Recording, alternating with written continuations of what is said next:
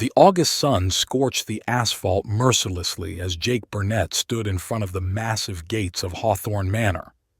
He wiped the sweat from his brow and checked the address on his phone again.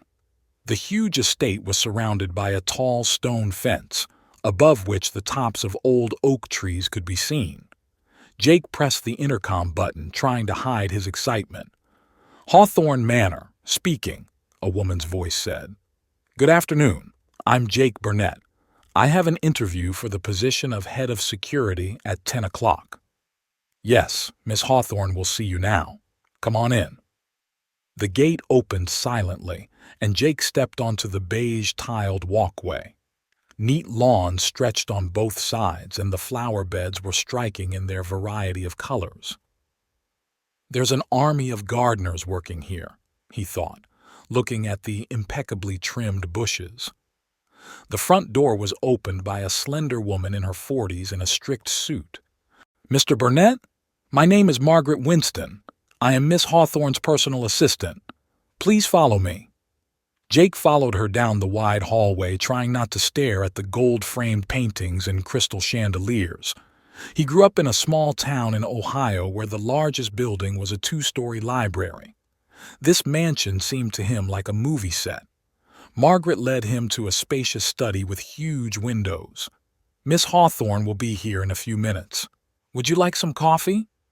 "No, thank you," Jake replied, sitting down in a leather chair. Left alone, he thought again about how strange his life had turned out. 3 months ago, he was working at a factory in his hometown with a steady salary and plans for the future. And then the plant closed, and half the city was left without work. Jake couldn't find anything suitable for a long time until he came across this ad.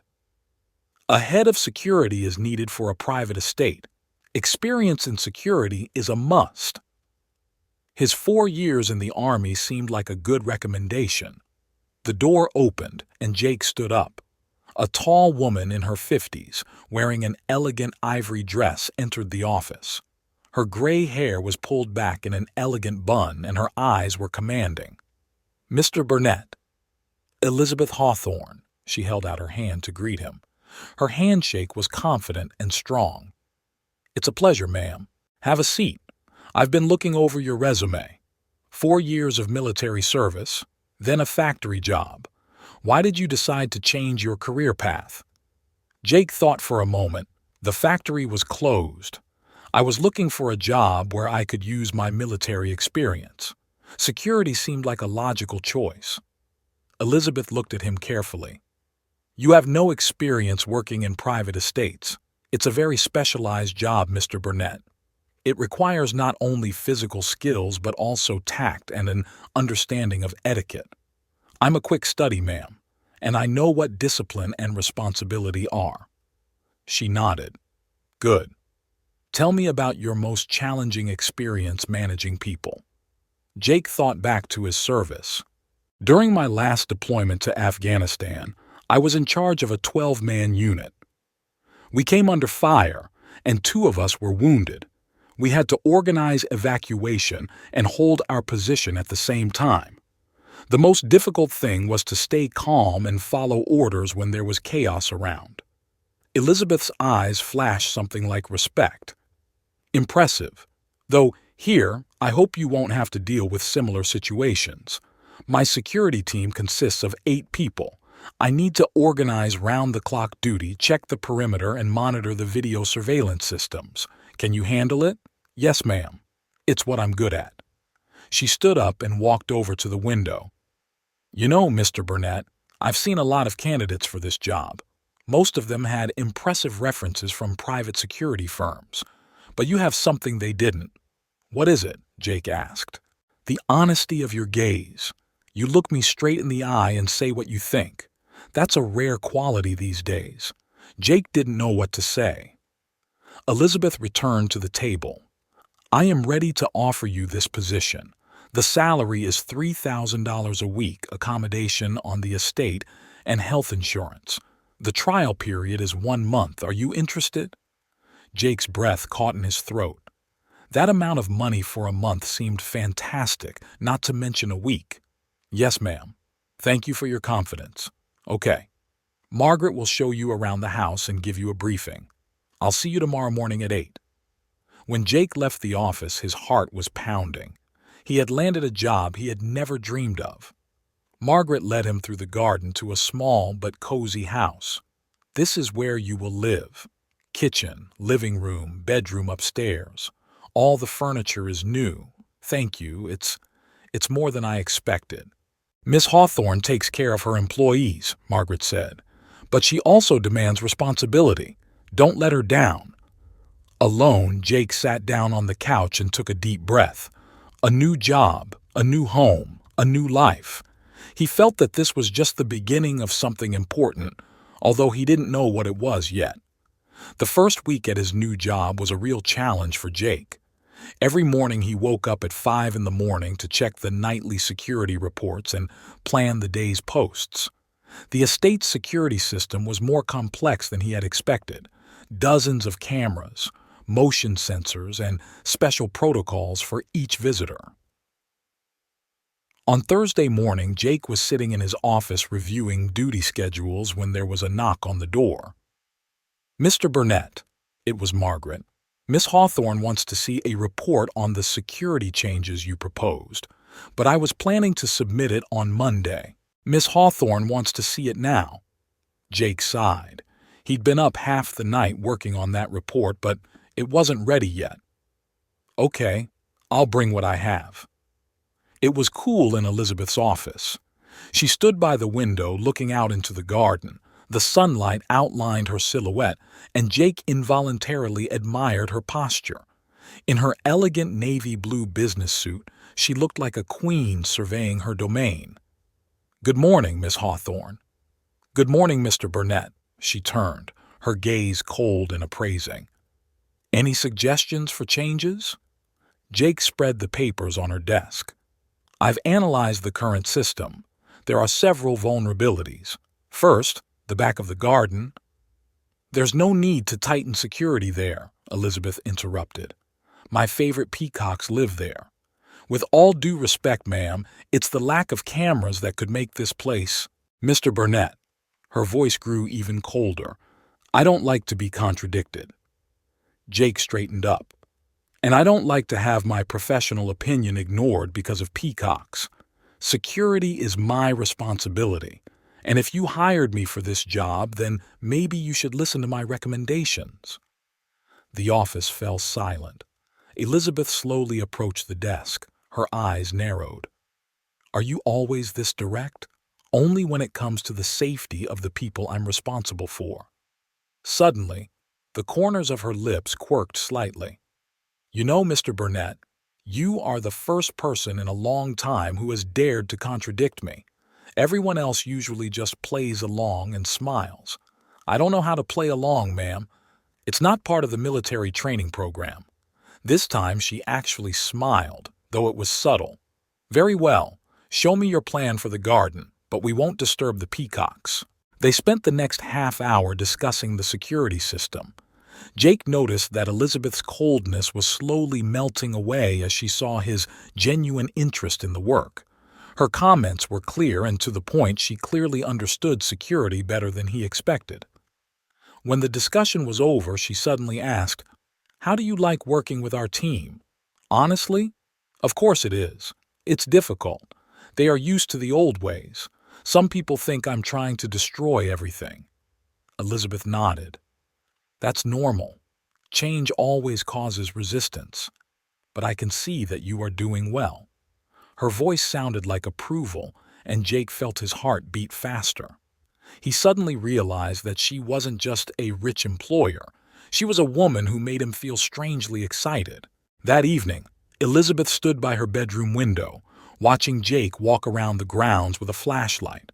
His movements were precise and confident, checking every corner with military precision. He's a strange man, she thought. Not trying to please, not flattering, just doing his job. And those eyes, so honest. She caught herself staring at him for too long and turned away from the window. Don't be silly, Elizabeth, she told herself. He's just a worker, a good worker, nothing more. But for some reason, this thought did not bring her peace.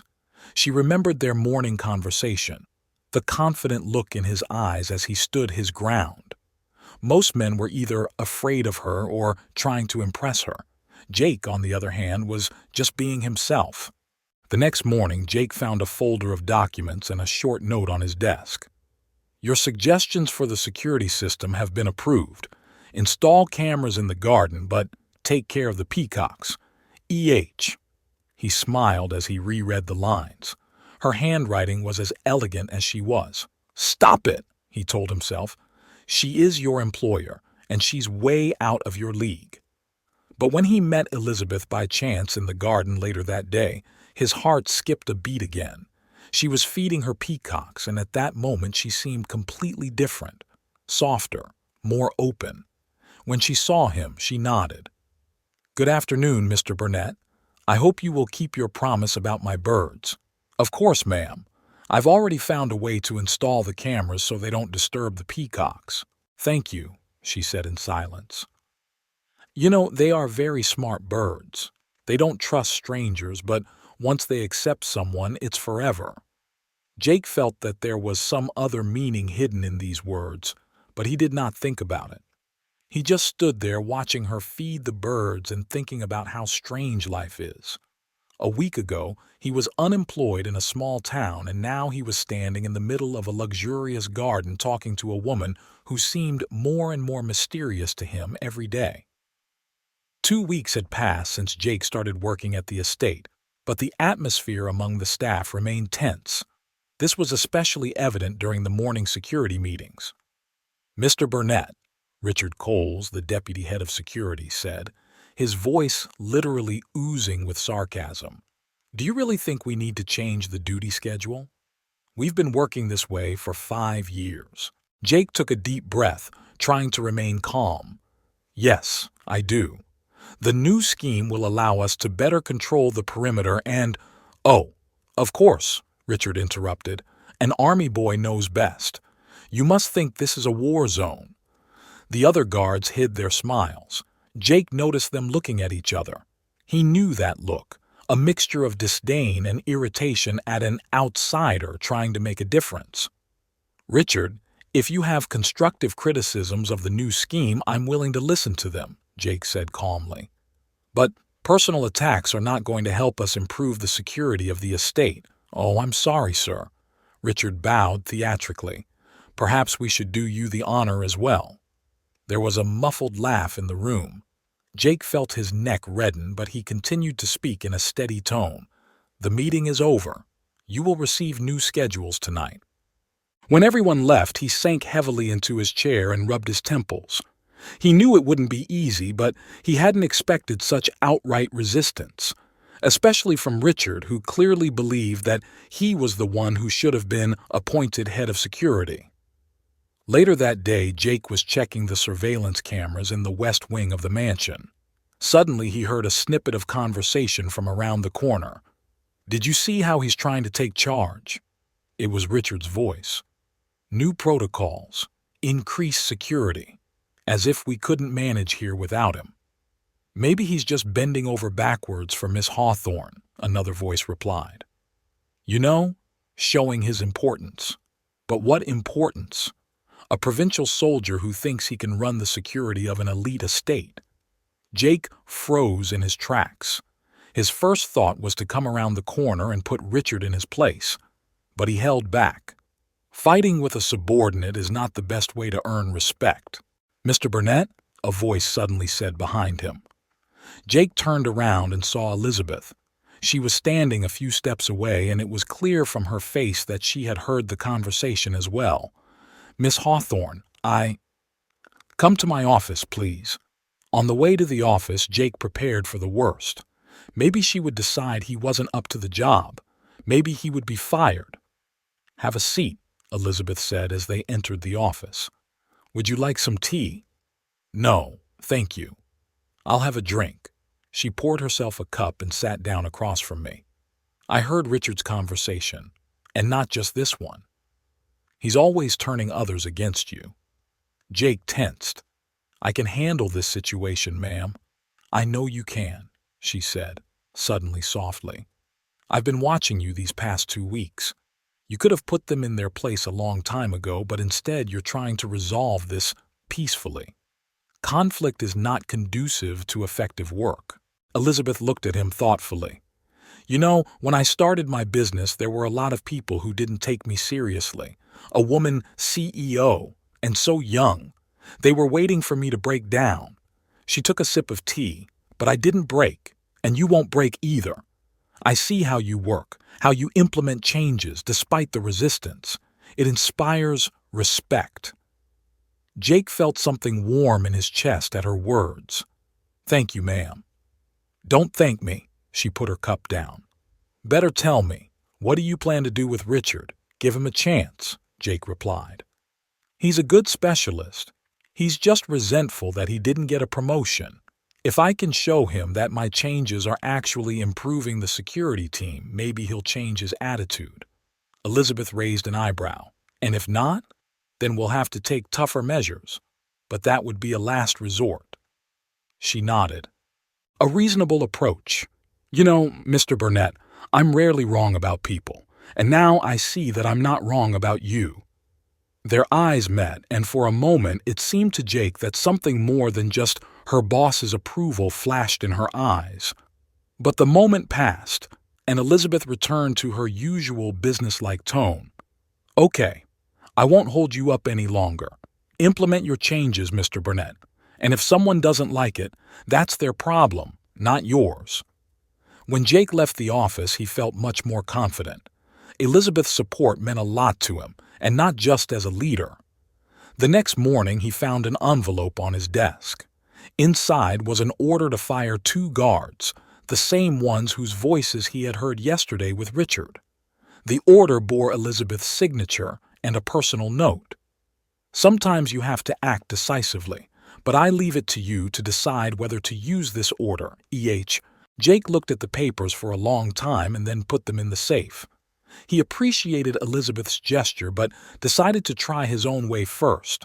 After all, if he wanted to earn the respect of the team, he had to do it himself. In the evening, while walking around the grounds, he saw Elizabeth in the garden.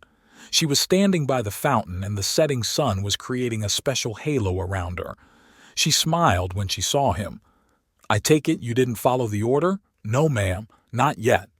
"You're a strange man, Jake Burnett," she said, calling him by his first name for the first time. "Most people in your position would have organized an exemplary punishment long ago. Perhaps that's why you hired me instead of most?" She laughed softly. "Perhaps." "Good night, Jake." "Good night, Miss Hawthorne." As Jake walked back to his house, he thought about how strange everything was. He had come here just to work, but something told him that this place and this woman would change his life in ways he could not have expected. On Saturday night, when most of the estate's employees had gone home, Jake received an unexpected message from Margaret. "Miss Hawthorne asked you to join her on the terrace in half an hour," the assistant said on the phone. An informal conversation. Jake looked down at his work clothes in confusion. "Do I need to change?" he wrote. "Yes, please. Casual clothes will be fine." He arrived on the terrace exactly half an hour later, dressed in dark jeans and a blue shirt. Elizabeth was already waiting there, sitting in a wicker chair. She was wearing a simple white blouse and a burgundy-colored skirt. Without her usual business suit, she seemed more approachable, almost like an ordinary woman. "Good evening, Miss Hawthorne." "Elizabeth," she suddenly said. "When we're not at work, you can call me Elizabeth. It's not quite comfortable. Jake." She smiled softly. "Sit down. Wine?" He noticed a bottle of red wine on the table. "Thank you, but I'm still on duty." "No, you're not. I checked the schedule and your deputy is in charge of security today." Jake respected the moment but sat down in the next chair. Elizabeth poured 2 glasses. "Tell me about yourself, not what's on your resume. Tell me about the real Jake Burnett." He took the glass, trying to collect his thoughts. "What exactly are you interested in?" "Everything. Where are you from? Why did you join the army? What did you dream of as a child? I'm from a small town in Ohio, Jake began. I grew up in an ordinary family. My father worked as a mechanic and my mother was a school teacher. We were 4 children. I was the youngest. Elizabeth was listening attentively, and he could see sincere interest in her eyes. I joined the army because I wanted to see the world. And to be honest, it was the only way to get an education, through the military program. And what did you dream about? You will laugh. I wanted to become a writer. She raised her eyebrows in surprise. Why should I laugh? It's a beautiful dream. Well, it's a long way from being a security guard to being a writer. You know? Elizabeth took a sip of her wine. When I was 20, I worked as a waitress. Jake almost choked on his drink. You? A waitress? Yes. She smiled at his reaction. My father thought I should start at the bottom. No privileges, no financial support. He said, if you want to lead people, you must first learn to understand them. She was silent for a moment, looking up at the night sky. Those were hard times, but they taught me to appreciate every person, regardless of their status. Your father was a wise man. Yes, he was. Her voice became quieter. He died 5 years ago. He left me a hotel empire and a very important lesson. Money is not everything. Jake looked at her and saw the mask of a successful businesswoman slowly falling away, revealing a woman with pain, memories, and dreams. And you? She suddenly asked. Why aren't you writing now? What's stopping you? Life gets in the way. Work, responsibility, excuses. She shook her head. Do you know how old I am, Jake? He hesitated. 52, she said it directly, without shame or hesitation. And you know what I've realized over the years? Life is too short to put off your dreams. Their eyes met and Jake felt something change between them. She was 25 years older than him, but at that moment, age seemed like just a number. You are very beautiful, he suddenly said, and immediately regretted his words. Elizabeth froze, a little surprised by his frankness. Jake, you do realize that there is a huge age difference between us, right? Yes, he nodded. I'm sorry, I shouldn't have said that. No, she smiled softly. Thank you for the compliment. It's just, let's be realistic. She stood up and walked to the railing of the terrace. You know what's the hardest thing about being my age? Realizing that my youth is not coming back. To see people looking at you differently. Not as a woman, but as... You're wrong, Jake interrupted her. I look at you and see an extraordinary woman. Strong, intelligent, charming. Elizabeth turned to him. Jake, please, don't make this more complicated than it is. I'm just saying what I think. And that's one of the reasons why you... She didn't finish her sentence. It's late. We both have to get up early tomorrow. Jake realized the moment was over. He stood up. Thank you for tonight, Elizabeth. Thank you for your honesty. When he was at the door, she suddenly said, and Jake, start writing. At least for yourself. Don't lose your dream. That night, they both couldn't sleep for a long time. Elizabeth stood at her bedroom window, thinking about how long it had been since she had felt so alive. And Jake sat at the table in his house and took out a notebook for the first time in years. On the first page, he wrote, sometimes the most important encounters in our lives happen when we least expect them. A rainy October evening enveloped the estate in a gray veil. Jake was sitting in the surveillance center watching the security camera monitors. Something was bothering him, perhaps the weather or perhaps just a hunch. During his months in Afghanistan, he had learned to trust his intuition. Tom, he said to the guard on duty, check the motion detectors by the east fence again. All clear, boss, Tom replied, adjusting his headphones. Just like 5 minutes ago. But Jake couldn't shake the feeling of unease. He stood up and put on his raincoat. I'm going to walk the perimeter. Keep in touch. The rain intensified, the drops drumming on his hood. Jake walked slowly along the fence, peering into the darkness. Suddenly, a faint sound caught his attention, as if someone was trying to climb over the fence. "Tom," he said quietly into his radio, "we have a possible breach in Sector E7. The cameras aren't showing anything. Check the infrared sensors." Without waiting for an answer, Jake moved in the direction of the sound. His hand automatically went to the grip of his pistol. Suddenly he saw a shadow, someone moving quickly between the trees. "Stop! Security!" Jake shouted. In response, he heard the sound of glass breaking. Jake ran and saw two men in black trying to enter the house through a broken greenhouse window. "Tom, there's a break-in. Call the police." One of the attackers turned sharply, and a knife blade flashed in his hand.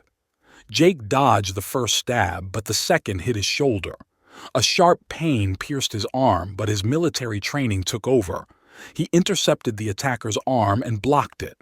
The second attacker tried to attack from behind, but Jake managed to turn around and kick him. At that moment, he heard a scream. Elizabeth was standing on the terrace.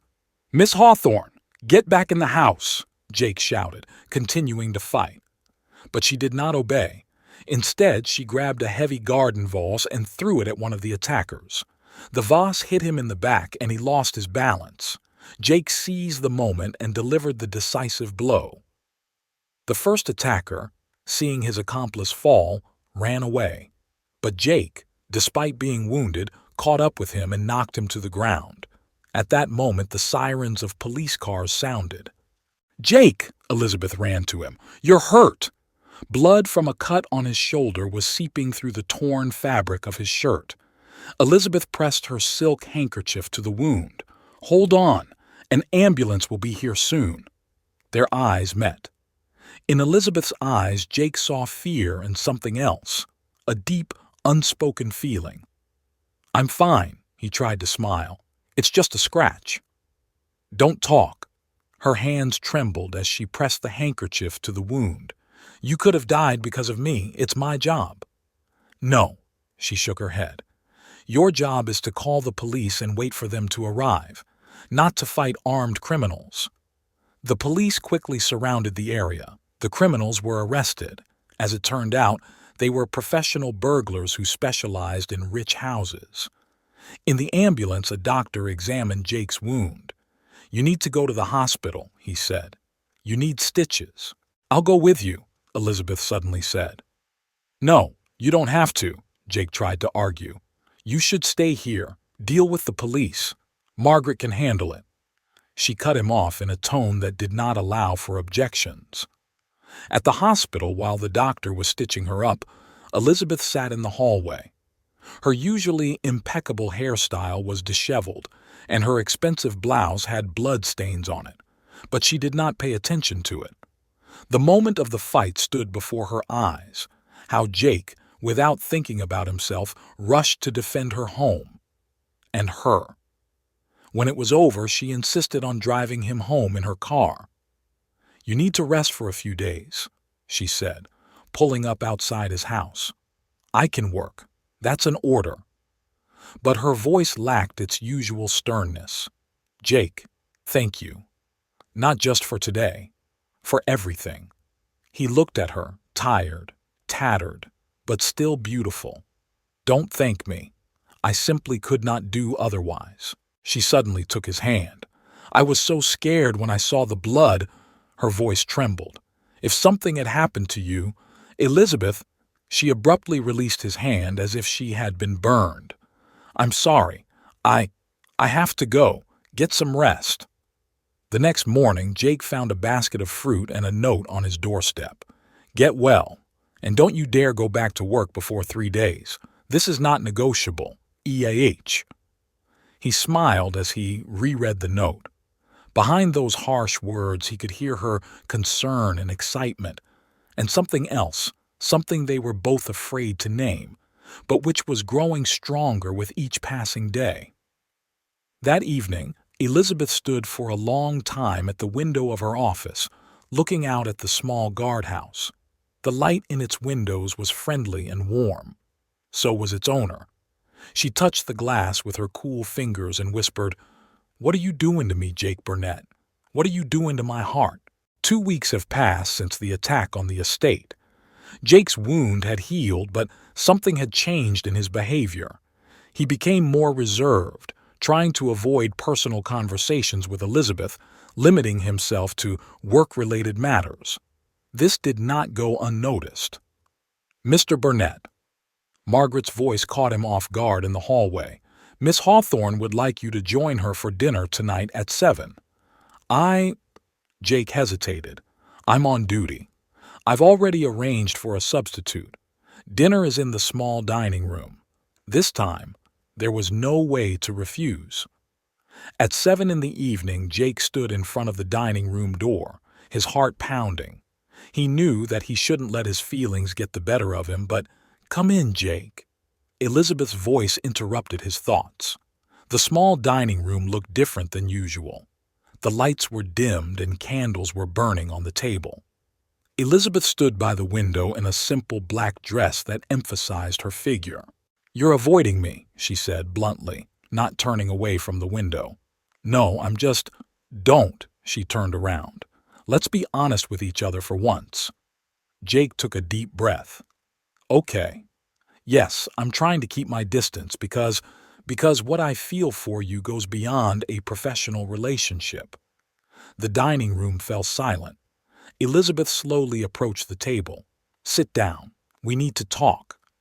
They sat down across from each other.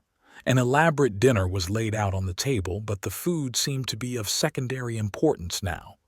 "Jake," Elizabeth began, "I'm not blind. I can see the way you look at me, and I can't say that it doesn't make me uncomfortable." She took a sip of wine. "But you realize that's impossible, don't you?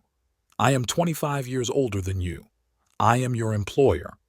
What will people say? Do you really care? What will people say?" Jake asked quietly. Elizabeth looked down. "Of course I care. I can't afford to be—" "What? To be happy?" He suddenly stood up and walked over to her. "Elizabeth, look at me." She slowly raised her head. Tears glistened in her eyes. "Jake, please, don't make this harder. It is already difficult." He knelt down in front of her. "From the moment I first saw you, everything has been complicated. I've tried to fight this feeling, tried to convince myself that it's wrong, but I can't." His hand touched hers. "I fell in love with you, not a rich businesswoman, not the owner of an estate, but in the woman who feeds the peacocks in the garden, a woman who talks about her youth with such sincerity, a woman who throws vases at burglars." Elizabeth laughed softly through her tears. "You're crazy. Perhaps I am. But is that a bad thing?" She looked him in the eyes. "Jake, I feel something for you too, something strong and beautiful, but I'm afraid." "Of what?" "That it can't last. That one day you'll look at me and see an old woman, that—" He didn't let her finish, pulling her gently to him. "I see you. Just you. And you are beautiful." Their faces were so close that they could feel each other's breath. Elizabeth closed her eyes. "If we do this, if we allow ourselves these feelings, everything will change. Hasn't it already changed?" Instead of answering, she touched his cheek lightly. Her fingers trembled. "Do you know what the worst thing is? The fact that for the first time in years I feel alive. Really alive." Jake kissed her palm. "Then don't resist it. But everyone will think. Or maybe we don't care what anyone thinks." She gave him a long look. "When you are with me, I really do not care, and that's what scares me the most." "Elizabeth," he took her face in his hands, "I can't promise that everything will be easy, but I can promise that I will never betray your trust, that I will always be there for you. That—" She interrupted him, pressing a finger to his lips. "Shh. Don't promise anything. Just be." At that moment, the candle on the table flickered in a draft, casting bizarre shadows on the walls. Elizabeth looked at the dancing flame. "Do you know what my father would say? That I had lost my mind." "And what would you tell him?" She smiled. "That sometimes you have to lose your mind to find your heart." Jake pulled her close and kissed her gently. Their first kiss was tender and tentative, like teenagers. When they pulled away, Elizabeth whispered, "Are we doing something stupid? The most wonderful stupid thing in the world." They sat in the dining room until late at night, talking about everything. About their fears and hopes, about the past and the future. Dinner remained untouched. They were in no mood to eat. When Jake finally returned to his house, the stars were shining over the estate. He felt both the happiest and most confused man in the world. But one thing he knew for sure was that there was no turning back, and he didn't want to go back. Elizabeth stood by the window for a long time, watching him walk down the path. Her heart was filled with joy and fear at the same time. "Lord," she thought, "help us not to destroy this beautiful madness." News travels fast in a small town, especially when it concerns its most influential citizen. At first, there were only looks, sympathetic, surprised, condemning. Then the conversation started. "Elizabeth, my dear." Victoria Stanfield, a longtime friend and board member of the charity, pulled her aside during a social event. "We need to talk." Elizabeth knew that tone. She had heard it hundreds of times when people thought they knew better than her how to live her life. "About what, Vicky?" "About your new bodyguard." The elegant conference room of the hotel where the charity event was taking place suddenly became stuffy. "What about him?" Elizabeth asked coldly. "Darling, everyone is talking. The looks you give each other. How often you spend time together. It's not appropriate for a woman of your stature." Elizabeth felt her neck flush. "My status? What's wrong with it?" "Elizabeth, be reasonable." Victoria lowered her voice. "He's a quarter of a century younger than you. He's a simple guard. What will people think? What will your business partners say? You know what's most interesting, Vicky?" Elizabeth put her glass on the table. "I don't really care." But that was a lie. She did care. Every judgmental look, every whisper behind her back hurt her more than she was willing to admit. The next morning, Margaret brought her the local newspaper. On the social page was a photo from a charity event and an article full of transparent hints about the unexpected infatuation of a respected businesswoman with a young employee. Elizabeth looked at her reflection in the office window. Gray hair, wrinkles around her eyes. "What were you thinking?" she asked herself. "Miss Hawthorne," Jake knocked on the door. "You wanted to discuss the new security protocols?" "Not now," she answered without turning around. "I'm busy." But he didn't leave. "Elizabeth, what's going on? You've been avoiding me for 3 days now." She finally came back. Jake was standing in the doorway, young, strong, handsome. My heart sank at the thought of what she had to say. "We have to stop this," her voice sounded hollow. "All this talk. I can't let my personal choices affect my business. So you choose other people's opinions over your feelings. It's not that simple." "On the contrary, it's very simple." He came closer. "You are afraid." "Of course I'm afraid." She suddenly raised her voice. "I'm afraid that everyone is right. That this is ridiculous. That I look ridiculous trying to what? Be happy." Elizabeth turned to the window. "You don't understand. My world. It's different. Here, every step, every decision has consequences." "So what?" He came over and gently touched her shoulder. "Aren't you tired of living by other people's rules?" She did not move away from his touch. Tired. But at that moment, the door opened and a group of business partners entered the office. Seeing Jake so close to Elizabeth, they exchanged meaningful glances. "I'm sorry, Miss Hawthorne," Jake muttered and quickly left. Elizabeth spent the rest of the day in meetings, trying to ignore the whispers and stares. In the evening, she sat in her office, looking through old photographs. Here she was at 20, a young waitress with big dreams. At 30, she is a successful businesswoman conquering the world. At 40, she is at the top of her game, but so lonely. Suddenly, there was a knock at the door. It was Margaret. Miss Hawthorne, Mr. Burnett has handed in his resignation. Elizabeth felt the ground slipping away from under her feet. What? When? Just now. He said he didn't want to cause you any trouble. Something broke in her soul. All her fears, all her doubts suddenly seemed so small compared to the thought that she might lose him. Where is he? At his place, packing. Elizabeth rushed out of the office, ignoring the surprised looks from her co-workers. She ran through the garden, not caring that her expensive shoes were sinking in the wet grass. Jake was putting things in a bag when she flew into his house. "You can't leave. He's back. I can, and I must. I don't want to be the cause of your problems. To hell with problems." She suddenly laughed through her tears. To hell with all these people and their opinions and judgments. "Elizabeth, no. Listen to me," she approached him. "All my life I've done what was expected of me. I was the perfect daughter, the perfect businesswoman, perfect in everything. And you know what? I'm tired." Tears streamed down her cheeks. "I'm tired of pretending that I don't need love, that success and money are enough for me, that I'm not entitled to happiness because of my age or status." Jake gently wiped away her tears. "You are entitled to everything." "Then don't go," she whispered. "Stay, and let the world say what they want." He pulled her to him and kissed her, gently, with all the love he felt. "I'm not going anywhere, I promise." The next morning, Elizabeth did something no one expected her to do.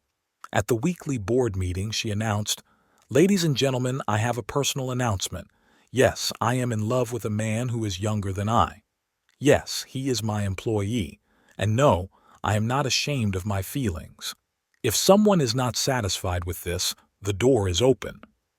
There was a stunned silence in the room. And then old George Parker, who had worked with her father, suddenly started applauding. "Bravo, Miss Hawthorne. At last you have begun to live for yourself." Victoria Stanfield's mansion was shining with lights. Her 60th birthday brought together all the local beau monde politicians, businessmen, socialites. Reporters from local newspapers crowded around the entrance, hoping to take photos for the gossip columns. "Are you sure?" Jake looked at Elizabeth as their car pulled up to the mansion. "Absolutely," she squeezed his hand. "Stop hiding." Elizabeth looked stunning in a navy blue evening gown, her gray hair elegantly styled. Jake, dressed in an impeccable tuxedo, looked as if he had been attending such events all his life. As they got out of the car and walked toward the entrance holding hands, the flashes of the cameras blinded them. "Oh, Elizabeth," Victoria met them in the lobby with a tight smile. "I wasn't sure you were coming. And miss your birthday?" Elizabeth kissed her friend on the cheek. "You know I never miss an important event. By the way, I want you to meet Jake Burnett, my partner." Victoria coughed. "Partner? I mean we live together," Elizabeth replied calmly. "And we are very happy." The room fell silent. All eyes were on them. Jake could feel Elizabeth's tension and gently squeezed her hand. "Would you like to dance?" She smiled gratefully. "I would love to." They went to the center of the hall just as the orchestra began to play a slow waltz. Jake confidently led Elizabeth in the dance, and she felt all her fears and doubts disappear. "Where did you learn to dance like that?" she whispered. "I took some lessons," he smiled. "I knew that sooner or later we would have to appear in the world." They twirled around the room, and gradually other couples began to dance as well. Elizabeth saw all kinds of looks, surprised, envious, admiring. But for the first time in her life, she didn't care. "You know," Jake said when the music stopped, "you are the most beautiful woman in this room." "Don't flatter me," she smiled. "This place is full of young beauties. For me, there is only one beauty, the one who is looking at me now with her incredible eyes." A waiter approached them with champagne, and they took a glass each. Suddenly, Elizabeth noticed a group of women, including Victoria, discussing something lively, glancing at them from time to time. It's about to start, she sighed. And indeed, a few minutes later, Victoria approached them. Elizabeth, dear, can I talk to you for a minute? Of course, Elizabeth replied, but only with Jake. Victoria hesitated. I just wanted to say, we're all worried about you. This romance, it can't last forever. You do realize that sooner or later. What? Elizabeth interrupted. He'll find someone younger? Will he leave me? Use my money? I didn't say that, but I thought. Elizabeth put her glass on the tray of a passing waiter. You know, Vicky, I've been trying to understand for a long time why you and everyone else is so opposed to my happiness, and I finally realized. Well? Victoria tensed. You're afraid. You are afraid that someone will dare to break out of this golden cage of conventions and rules. You're afraid that someone will prove that you can be happy regardless of your age, status, or what society thinks. Jake put his arms around her waist. Honey, maybe we should. No, darling, I want to finish. Elizabeth looked directly into Victoria's eyes. You know what's the funniest thing? You've thrown this magnificent reception, invited all these people, but is there anyone among them who truly rejoices in your happiness? Who loves you just for being you? The room became quiet again. Everyone was listening to their conversation. I have all of that, Elizabeth continued, taking Jake's hand. A man who loves me not for my status or money, who sees my soul, not my wrinkles, who supports my dreams and gives me new ones. Victoria took a step back. You've changed, Elizabeth. No, I've finally become myself. Jake kissed her hand. Maybe it's time to go home. Yes, darling. Vicky, Elizabeth turned to her hostess. Thank you for inviting me. This has been an informative evening. When they left the mansion, the night air was filled with the scent of jasmine. Elizabeth took a deep breath. Do you know what I dream about? What is it? To go on a trip with you. To just pick up and go wherever the eyes are looking. Jake laughed. So what's the problem? Let's just go. What about the business and the estate? Margaret will do just fine. And we deserve a vacation. Elizabeth looked up at the starry sky. You know, you're right. I'll start planning our itinerary tomorrow. Where would you like to go first? To the ocean, she answered without hesitation. I want to wake up to the sound of the waves and fall asleep in your arms. They got into the car and drove home, to their shared home, where there was no place for conventions and rules. There was only love. I love you, Elizabeth whispered as they drove up to the estate. And I love you, my queen. In that moment, they both knew that whatever the future held, they would face it together. And let the whole world say whatever they want. Their love is stronger than all prejudices and conventions. And in the sky above the estate, the stars were shining, the same stars that had seen their first meeting, their first glance, their first kiss. And now these stars were lighting their way to a new life together, where there was no place for fear and doubt, only boundless love and faith in each other.